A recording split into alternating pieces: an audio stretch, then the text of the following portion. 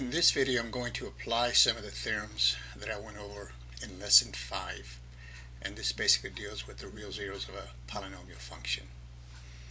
So let's look at the first example. It says find the remainder if f of x is divided by x minus 5. Well, here basically we're going to use the remainder theorem that states if a polynomial function f of x is divided by x minus k, the remainder is f of k. So if I wanted to find out the remainder that I would get if I divided this polynomial by x minus 5 according to that theorem, I would have to simply find f of 5. So I would put a 5 where the x is and compute it either manually or using a calculator. Now synthetic division will give it to you fairly easy also. So if I take the coefficients of this polynomial in descending powers, remember that when you use synthetic division, you have to have all the terms. So if there's a term missing, fill it in with a 0. So I have a x to the 4th term, x to the 3rd term, no x squared term. So that's why I have the 0 here. And you want it in descending power. So I have 1 minus 3, 0. And then the coefficient of the x is 2. The constant term is minus 4. And then I simply apply the procedure for synthetic division. So the first row is the coefficients, and then the k would go right here. So if this were x plus 5, then this would be a minus 5 here, okay? Because it has to be in the form x minus k. So an x plus 5 would mean this would be negative 5. And then you just bring the 1 down below this line here, and then 5 times 1 is 5. You bring it over to the next column, and then add those numbers. We get 2. Then 5 times 2 is 10. 0 and 10 is 10. 5 times 10 is 50. Add it to the 2. We get 52. Then 5 times 52 is 260. Add it to the negative 4. Then the last number here is the remainder. Okay, so the answer to this is 256. So the remainder, if I actually do this division, will come out to 256. Now another thing they could have asked you, so same scenario, another problem here, that you do the same thing. Let's suppose I asked you, is x minus 5 a factor of this polynomial? You would do exactly the same thing. Find f of 5, and the only way it's going to be a factor is if the remainder is 0. So since we didn't get 0, the answer to that one would be no, x minus 5 is not a factor. Okay, clear this. Go to the next one. Okay, this one says discuss the zeros of f of x. Discuss the zeros of f of x. And this is your polynomial. We're going to use Descartes' rule of signs here. So we want the terms of the polynomial in descending powers, and we have it in descending powers. Okay, so again, I went over this theorem in the last video. So click on the channel name and you can find that video. It's called Theorems for Polynomials. So the way Descartes' rule of sign works is you count the number of variations, say from left to right. Anytime you go from plus to minus, it counts as one variation. Minus to plus. Okay, so anytime it changes sign. So if we start on the left side, we go, okay, there it changed, or there's 1, there it changed again. There's 2, it stays the same, and then it changes to a negative and it stays negative. So it changes 3 times. So you have 3 variations in sign for f of x. So if I want to discuss the zeros here, then I would say then I could have 3, and remember the way it works, number of variations, you subtract 2, as long as you don't get a negative number. So 3 subtract 2 is 1. I subtract 2 again, I get a negative, so I stop there. So the answer for this one, I would have 3 or 1 positive real zeros. Now for the negatives, I have to look at the variation of signs of f of minus x. So I will simply replace the x by minus x. So what's going to happen is everywhere I have an even power, the sign is going to stay the same. Where I have an odd power, of course its sign will change. So this term here will become from plus to negative. This one will stay negative because of the even power. This one odd, so this one will change. So it's positive, so we change it to a negative. This one is even, so that's going to stay plus. This one is odd, so I put a minus x there. That becomes a plus. And of course the last one doesn't have an x, so that's going to stay minus. There we go, negative, negative, then it goes to plus, it stays plus, and it changes again. So there's two variations in sign. So according to Descartes' rule of signs, there's going to be 2 or 2 minus 2 is 0. So 2 or 0, negative real zeros. And keep in mind, those are just the possibilities. You won't know exactly how many positive zeros or how many negative zeros you have unless you actually solve. But this tells you that you could have 3 or 1 positive, and you could have 2 or 0 negative real zeros. Now again, because the power of or the degree of the polynomial is 5, you would expect to have at most 5 distinct zeros. Okay, at most 5 distinct zeros. So they could be all real zeros, or you could have 1 real zero and the other 4 could be complex or imaginary zeros. Remember, if you have real coefficients, complex zeros come in pairs. Again, that's from one of the theorems from the last video. So that's what you would say here. Okay, these are just discussing the real zeros. We're not actually finding them. Okay, go to the next one. Okay, so this one says for the function f of x, list the potential rational zeros, and then it wants you to find the actual rational zeros. Okay, so first find the list of potential. Okay, and those are the possibilities, and then from that list you can generate the actual zeros. Okay, so here we're going to use the rational zeros theorem from the last video that I went over. So basically what you do there is you take the factors of the constant term. This is negative 6. Okay, factors of negative 6, so I listed them here: plus or minus 1, plus or minus 2, plus or minus 3, plus or minus 6.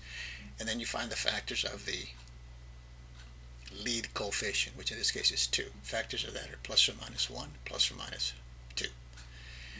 And then the potential rational zeros are going to be factors of the minus 6 divided by factors of the 2. Okay, so basically what you're going to have is plus or minus 1 divided by plus or minus 1, plus or minus 2 divided by plus or minus 1, plus or minus 3 divided by plus or minus 1, plus or minus 6 divided by plus or minus 1. But that's going to give me the same numbers back. Plus or minus 1, plus or minus 2, plus or minus 3, plus or minus 6. Okay. Then you're going to divide those same numbers by the other factor, plus or minus 2. So plus or minus 1 divided by plus or minus 2 will give me plus or minus 1/2, which is listed right here. Okay, plus or minus 2 divided by plus or minus 2 is plus or minus 1. That's already listed, so I don't have to list it again. Plus or minus 3 divided by plus or minus 2 is plus or minus 3/2. And plus or minus 6 divided by plus or minus 2 is plus or minus 3. It's already listed. Okay, so what this is saying is that if this polynomial has any rational zeros, okay, as opposed to irrational zeros, okay, which would be something like the square root of 2, or 2 plus or minus the square root of 2, okay, or imaginary zeros. Here we're just talking about rational zeros, okay, rational zeros. They could be integer zeros or fractional zeros and so forth. Okay, so this is the potential. Now, part B wants me to actually find them. So probably the easiest way to do that would be to use synthetic division. Okay, so what you would do is you would take plus or minus 1 and check it to see if it's a 0. Plus or minus 2, check it to see if it's a 0. Plus or minus 3, plus or minus 6. So one way you could do that is to simply just plug in and just test them all. That's one way you could work it out. You put the 1 where the x is, the negative 1 where the x is, and then you do it with the plus or minus 2, the plus or minus 3, the plus or minus 6. And if you get 0, it's a 0. If you don't, you don't get it. You don't have a rational zero for those. Okay. And then you plug in the fractions. plug in the fractions, plus or minus 1/2, plus or minus 3/2. And if you don't get 0 for any of those, then that simply means you don't have any rational zeros. Okay, you could have irrational zeros, or you could have complex zeros, but no rational zeros. Okay, so here we're going to find them. So like I said, I told you what to do. So you could use synthetic division, and that's what I'm going to do, because that's the easiest way. With synthetic division, if you find a 0, then you can factor down the polynomial until you get it to a point where you can find the rest of the zeros. So what you're going to do is this. We're going to put out the coefficients. Okay. So I'm starting off with the coefficients of the polynomial. So 2, 5, 1, 10, minus 6. And then you test them all. Okay, so I've already tried them out, so I know which ones work. So just to save us time in this video, I'm going to try the -3. Okay, so forget about the 1/2 for right now. So I put in the -3 here. Bring the 2 down. So here it goes. -3 times 2 is -6. Bring it over to the next column. 5 and -6 is -1. Okay, -3 times -1 is 3. Bring it over to the next column, and then we add. We get 4. -3 times 4 is -12. Next column, and then add, we get -2. -3 times a -2 is 6. Minus 6 and 6 is 0. Okay, so I know that -3 is a 0. Okay, now it's possible that -3 could be a repeated 0. In other words, it could be a 0 of multiplicity 2. Okay, or multiplicity 3. So you try it again. So what you would do in the next step, if you after you reduced it down, you would put -3 here again and try it, and you'll see that you don't get the 0. Okay, that's how I know that it's not a 0. So then you'd have to, again, this is just trial and error basically. The 1/2 worked, so you would, but if you're not sure, you just have to try them until you get something that works. So in this particular case here, we started off with a 4th degree polynomial. So if I can find 2 zeros for this, I can reduce it down to a quadratic. So once I have it down to a quadratic or 2nd degree polynomial, I can either factor it or use the quadratic formula to find the other zeros. Okay, so here it's like starting over again at this particular point. So I try the 1/2. Bring the 2 over below the line. 1/2 times 2 is 1. Minus 1 and 1 is 0. 1/2 times 0 is 0. 4 and 0 is 4. 1/2 times 4 is 2. -2 and 2 is 0. In this case, I stop right here. Okay, that's the end of this one. So basically what this tells me then is 1/2 is a 0 and -3 is a 0 because of the remainder that we got. Okay, so here's the situation. What is left? This right here is a 4th degree. So as you make one division, it reduces the power by 1. This is 3rd degree, so this is 2nd degree right here. So basically what I have left is 2x squared plus 0x, but I just leave that out, plus 4. Okay, so actually what I have here is this factors. The factors of this polynomial then would be x. Since -3 is a 0, x minus that is a factor, so this would be x plus 3. Okay, since 1/2 is a 0, then x minus 1/2 is a factor. So if I wanted to factor this out, this is what I would have. I could factor out the 2, and that's about it. Over real numbers, that's all I could do here. So now, what about 2x squared plus 4? What kind of zeros does that have? Well, 2x squared plus 4, because it's in simplified, pretty much the simplest form you can have it. I don't have to use the quadratic formula. I can just set it equal to 0. So I know when is this 0? Well, I'll solve it. Say this is 2x squared is equal to, and then bring the 4 over, it's -4. Divide both sides by 2, and I get x squared is equal to -2.